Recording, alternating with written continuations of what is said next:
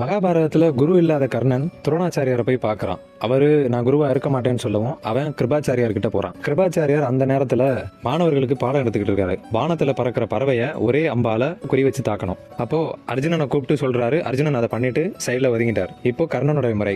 கர்ணன் கிட்ட சொல்றாரு, நீ அதை பண்ணு அப்படின்னு சொல்லி. கர்ணன் வில் எடுத்து அம்பு வச்சு குறி பார்த்துட்டான். ஒரு நிமிஷம் யோசிச்சுட்டு அந்த வில்லையும் அம்பையும் எடுத்து கீழே வச்சுட்டான். இதை பார்த்த கிருபாச்சாரியாருக்கு ரொம்ப ஆச்சரியம். அப்போ கர்ணன் கிட்ட கேட்கிறாரு, ஏன் இந்த மாதிரி பண்ணிட்ட அப்படின்னு. அப்போ அதுக்கு கர்ணன் சொல்றான், இது அதிகாலை நேரம்.